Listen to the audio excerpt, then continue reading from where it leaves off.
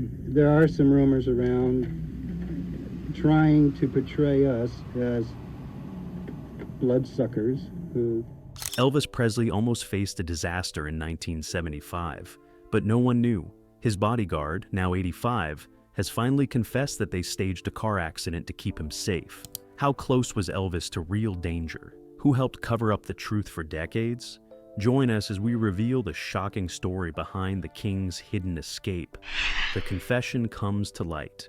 At 85, Jerry Thompson, the man who had spent decades at the side of Elvis Presley, finally decided to speak publicly about a secret that had been buried for nearly 51 years. A secret so extraordinary that it could change everything the world thought it knew about the King of Rock and Roll. For decades, Thompson had lived quietly, rarely granting interviews, carefully navigating a life that had been dominated by Elvis's fame, the intense scrutiny of the public, and the constant presence of reporters and fans who had never understood the true dangers surrounding their idol. But in late November of 2025, in the calm of his small home on the outskirts of Memphis, with the sun low and casting a golden glow across the room, he picked up the phone to speak to a trusted interviewer. And in that moment, the story that had been locked inside him for decades began to unfold. Thompson's voice, though softened by age and the wear of many years spent in the shadows of one of the most famous men who had ever lived, carried the weight of authority. The kind of weight that comes from having witnessed events few others could even imagine. He described, with careful precision, a single night in 1975, a night that would never appear in newspapers or tabloids, a night when Elvis's life had been put at risk, not by fans, not by fame, and not by the cruel twists of fate, but by something entirely orchestrated by the King's closest protectors. A plan designed to deceive the public entirely. A plan that involved a car accident so convincingly staged that no one outside the inner circle could ever question its authenticity. Thompson explained that he had lived with the memory of that night, replaying it in his mind countless times, knowing that revealing it could shock fans, historians, and even the members of Elvis's own family, but also feeling that after more than half a century, the truth deserved to be heard, even if it changed everything people thought they knew about Elvis Presley. According to Thompson, the stage accident was not the result of recklessness or a random twist of fate, but a deliberate, meticulously planned operation designed to protect Elvis from a situation that had the potential to be dangerous, embarrassing, and in some ways, life-threatening all at once. He explained that, in the summer of 1975, Elvis was under tremendous stress, with constant pressure from promoters, relentless media scrutiny, and fans who often ignored boundaries in their desperate desire to see their idol. The King's health was fragile, his energy levels unpredictable, and his team had begun to fear that any uncontrolled incident could result in serious injury or worse, public scandal that could damage his career and his carefully crafted public image.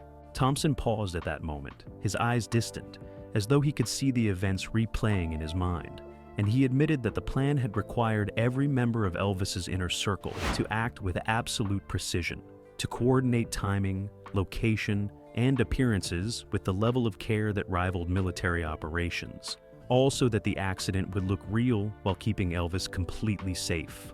The confession revealed that the car accident had taken place on a quiet stretch of road just outside of Memphis, far from cameras, fans, and any potential witnesses who might inadvertently expose the plan. Thompson described the moment Elvis's car, a sleek black Cadillac Fleetwood, was made to appear as though it had lost control and crashed into the guardrails at exactly the right angle.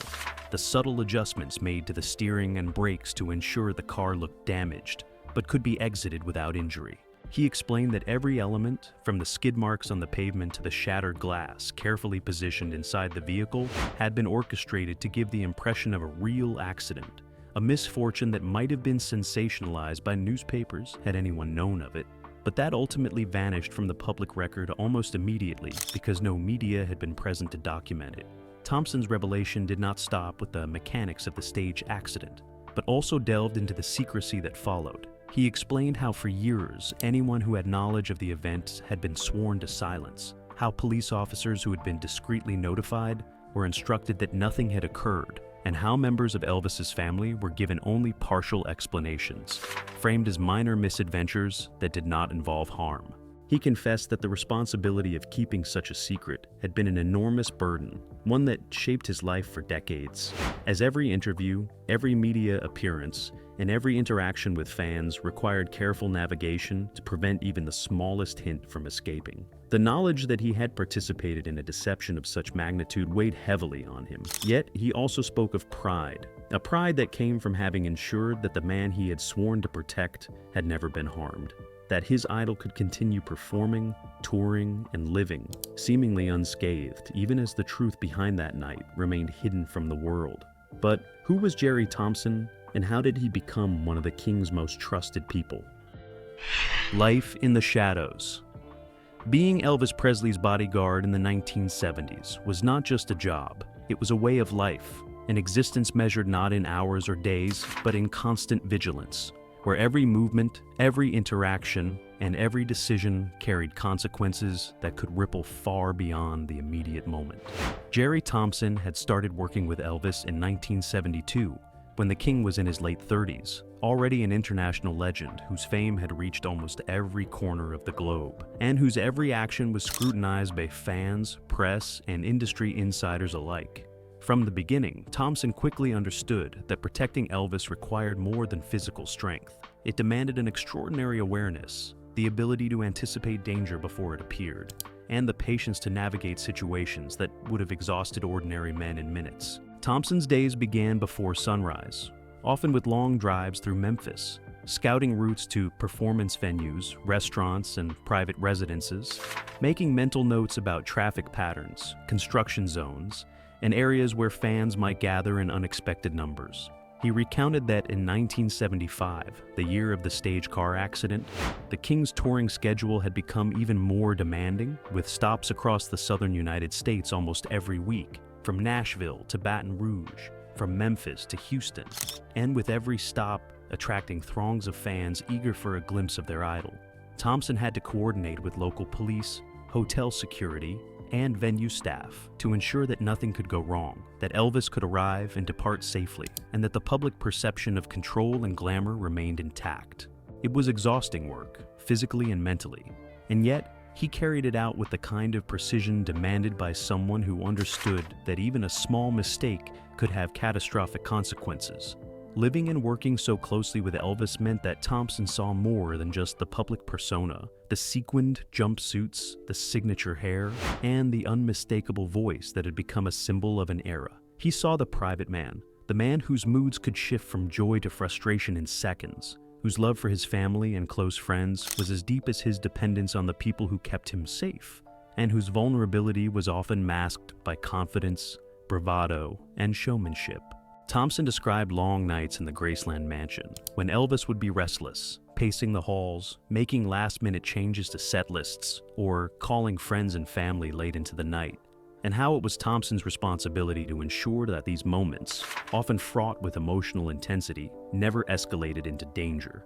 Fans might not have realized it, and the press certainly could not report on it, but the world Thompson inhabited was one of constant calculation, where every detail mattered. The pressures of the role extended beyond public appearances and daily routines. Thompson recalled that in the summer of 1975, Elvis's health had been a growing concern, with doctors noting fluctuations in blood pressure, heart rhythm irregularities, and weight changes that were noticeable to those who spent hours observing him in private. It was precisely this combination of physical strain, mental exhaustion, and constant public attention that had made Thompson and the other members of Elvis's inner circle fearful that an unplanned incident could result in tragedy. He explained that the stage car accident had not been an impulsive decision, but rather the culmination of careful observation, planning, and understanding that if something happened in real traffic under normal circumstances, it could be catastrophic, and the consequences for the king, his family, and the world's perception of him would be devastating. Thompson also spoke about the loyalty and teamwork required among Elvis's entourage. The bodyguards, personal assistants, drivers, and medical staff all operated with a shared understanding that secrecy and discretion were paramount, and that the king's well-being took precedence over personal recognition or public credit. He described countless late nights coordinating safe routes, rehearsing emergency procedures, and quietly guiding Elvis through potentially dangerous situations that fans would never know existed, all while ensuring that the aura of celebrity glamour remained untarnished. In that environment, the line between work and personal life blurred, and Thompson admitted that he sometimes went days without speaking to family or friends, entirely consumed by the responsibilities of protecting the king, who had become as much a part of his life as his own existence. Perhaps most striking, Thompson emphasized that the world Elvis inhabited was one of constant illusion, where appearances had to be meticulously maintained and reality often hidden from view. The fake accident was an operation that demanded trust, absolute coordination, and an understanding of human psychology, because even a single misstep or unplanned observer could unravel the carefully constructed illusion. So, how was this planned? Do you think it worked? Let's find out. The plan: a secret car crash. The story of the staged car accident began months before the actual event, in the spring of 1975, when Elvis's team noticed that his schedule, already grueling, had grown even more demanding. He was traveling between concerts in Tennessee, Mississippi, and Louisiana, often driving himself short distances, despite his bodyguard's concerns, and the combination of fatigue, traffic, and heavy vehicles made every journey a potential hazard. Jerry Thompson recalled sitting in the Graceland office with the other senior bodyguards, discussing in careful tones the increasing risks of road travel, especially late at night, when Elvis's energy levels were unpredictable, and the roads were crowded with fans eager for a glimpse of the king. Every scenario was considered, from a sudden tire blowout to an unexpected driver swerving into the car, and each possibility seemed to carry consequences that were almost unimaginable. It was during one of these planning sessions that Thompson first raised the idea of staging a car accident. He emphasized that it was not meant to alarm or deceive Elvis, but rather to create a controlled environment where any real danger could be eliminated, while simultaneously sending a message to the king that his safety was taken seriously. Thompson and the other bodyguards knew that Elvis could be reckless behind the wheel, sometimes ignoring instructions or attempting maneuvers that could be dangerous. And they recognized that the only way to prevent a genuine accident might be to simulate one entirely in a setting where no one would be injured. The plan required secrecy, discretion, and the coordination of every member of the entourage, from drivers to mechanics, to ensure that nothing leaked to the public or even to secondary staff members. The preparations were meticulous. The team selected a stretch of road in a lightly populated area near Memphis, one that could be easily controlled, where they could simulate a collision without endangering pedestrians or other vehicles. The cars involved were carefully inspected and modified to appear damaged while remaining fully operational, with reinforced bumpers, hidden supports, and staged dents that would look convincing on camera or to any casual observer. Every movement was rehearsed, including the timing of the turn signals, the speed of the vehicles, and the placement of objects like sandbags and broken boards to give the appearance of debris caused by an actual collision. Thompson explained that the rehearsal phase took 2 full weeks, with bodyguards practicing multiple times a day to ensure that no detail was overlooked, because even the smallest mistake could compromise the illusion and potentially harm Elvis. Elvis himself was informed only in broad terms. The team carefully explained that the exercise was a safety precaution, that they would simulate an accident so he could understand the risks without ever being in real danger. He agreed, trusting the team who had worked with him for years and who he knew would not put him in harm's way intentionally. Thompson recalled how Elvis's demeanor during these conversations was a mixture of curiosity and amusement, as if the idea of a fake crash was somehow theatrical, almost like a scene from a movie. Yet, behind the humor, there was also a quiet seriousness in Elvis's eyes, a recognition that his safety was being taken seriously, and that the men surrounding him were willing to take extraordinary measures to protect him. On the night of the staged accident, the team executed the plan with precision that even a military operation would have admired. The cars were positioned exactly as rehearsed, with lights and signals coordinated to create the illusion of sudden impact. Bodyguards were strategically placed to respond to any unplanned event while remaining out of sight, and every member of the team knew their role by heart. Thompson described the adrenaline in the air, the tension of the moment, and the satisfaction of knowing that every variable had been accounted for. The simulated crash appeared real enough that anyone observing from a distance would have assumed that a serious accident had occurred. But in reality, no one was injured, and Elvis emerged from the car unscathed, though slightly shaken by the convincing realism of the setup. The staged accident became a turning point for the team, reinforcing the trust between Elvis and his bodyguards. Thompson recalled how, after the event, the king expressed a mix of gratitude and astonishment, acknowledging the lengths to which his staff had gone to ensure his safety. The secrecy surrounding the event was absolute. Only the closest members of the entourage knew the full truth, and the story was never shared with the press, never leaked to fans, and never included in any official biography or news report. For decades, it remained a secret, locked in the memories of those who had orchestrated it, until Thompson finally decided to reveal the story late in his life, decades after the event, providing a rare glimpse into the lengths the team went to protect one of the most famous men in history. But how was he able to live with this secret all these years? Aftermath: living with the secret. The days and weeks following the staged accident were filled with a mix of relief, tension, and continued vigilance. Although Elvis had emerged unharmed, Thompson explained that the incident created a new level of awareness among the bodyguards, a recognition that even controlled simulations could not eliminate the unpredictable nature of the world, and that the king's fame ensured that every moment of his life carried risk. Each trip, each public appearance, and even the most mundane drives became exercises in calculation, with the team constantly anticipating scenarios that could become dangerous in a matter of seconds. The stage accident had demonstrated what could happen if careful planning and preparation were neglected, and it instilled a discipline that would influence their work for years to come. Living with the secret also required emotional endurance. Thompson recounted the strain of knowing that a potentially explosive story existed, one that could have made headlines across the world and change public perception of Elvis had it been exposed. The bodyguards understood that revealing the truth, even accidentally, could have caused panic, confusion, or even distrust among fans who idolized the king, and the responsibility of keeping the secret weighed heavily on them. Thompson described moments when he would drive Elvis through crowded areas, smile at the onlookers, and feel the tension of knowing that only he and a handful of others truly understood the reality behind the carefully orchestrated appearances. The secret became a silent companion, always present, shaping behavior, conversations, and even the smallest decisions. Thompson also reflected on the psychological impact on Elvis himself.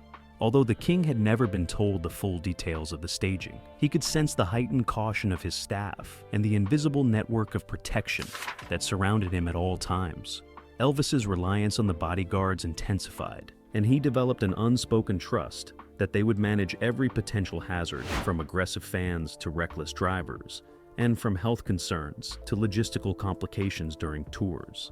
This dynamic created a deep bond, one built on loyalty, discretion, and the shared understanding that fame and danger were inseparable in the life of a global icon. The stage accident also reinforced the team's understanding of media control and public perception. Thompson explained that in the 1970s, news traveled through newspapers, radio, and television, and any genuine car accident involving Elvis would have sparked national headlines, speculation about his health, and invasive questions about his private life. By staging the incident in a controlled manner, they had removed the risk of public panic, preserved the king's image, and maintained the illusion of perfection that the public expected. The experience taught the team that appearances were sometimes as important as reality, that the world needed to see the legend uninterrupted, and that secrets, when managed carefully, could protect both the individual and the institution. So, after all of these, what happened afterwards? Secrets that could not be told. The aftermath of the staged car accident created a tension that was invisible to the public, but very real for those closest to Elvis. While fans continued to see the king performing on stage with energy and charisma that seemed endless, the reality behind the scenes was far different. Jerry Thompson recalled how the bodyguards now carried an extra burden, a secret that could not be mentioned to anyone outside the small circle of trusted staff, because revealing it would have sparked chaos and speculation that might have tarnished Elvis's image permanently. Every meeting, every phone call, and even casual conversations among staff members required careful attention to ensure that the topic was never accidentally disclosed.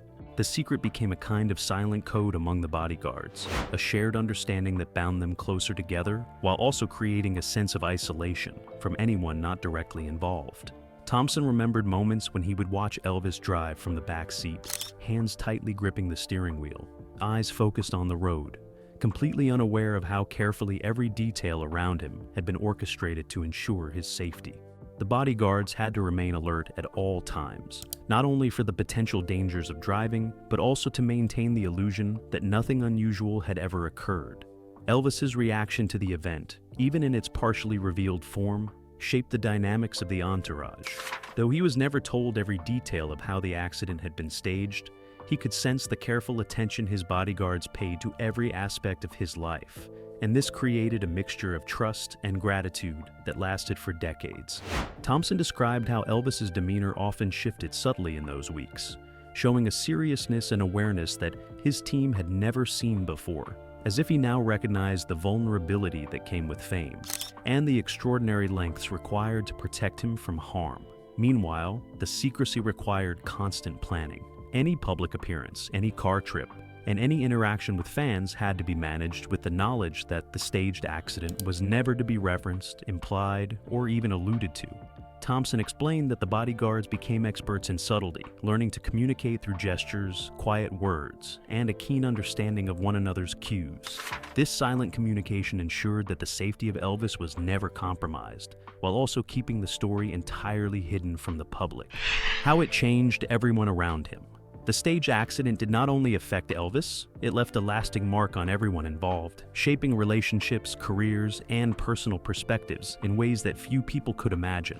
Thompson reflected on how the experience forced the bodyguards to operate at a level of precision and secrecy that exceeded anything they had previously known, requiring them to think ahead in every situation and anticipate dangers that might never have occurred otherwise. They became hyper-aware of their surroundings, constantly analyzing every vehicle, pedestrian, and road condition before Elvis even stepped into the car. Their vigilance became a routine, a second nature that remained long after the event itself, changing their approach to security in ways that carried into other assignments and even their personal lives. The accident also deepened the bond between Elvis and his closest staff. Although he never knew every detail, the king recognized the care and dedication of those around him, developing a silent trust that strengthened over the years. Thompson described how this trust influenced both daily life and major decisions, from tour schedules to personal interactions. Because Elvis understood, even without words, that the men and women surrounding him were willing to put themselves in harm's way to keep him safe. This dynamic created a level of loyalty that was rarely seen in celebrity entourages, one built on mutual respect and the shared understanding of what it meant to protect someone whose life was constantly under scrutiny. The psychological impact of the secret was also significant. Thompson recounted moments when he felt the weight of responsibility keenly, realizing that a single mistake could have led to disaster, or the revelation of the staged accident, and that such an event could have destroyed careers, reputations, and even friendships. The stress was balanced by a sense of pride, knowing that their careful planning had prevented what could have been a real tragedy. This combination of responsibility and accomplishment became a defining feature of the team, shaping their approach to every challenge that followed. Elvis himself was subtly influenced by the incident. Thompson noted that the king became more cautious in certain situations, listening more closely to advice, and observing safety measures that might have seemed unnecessary before.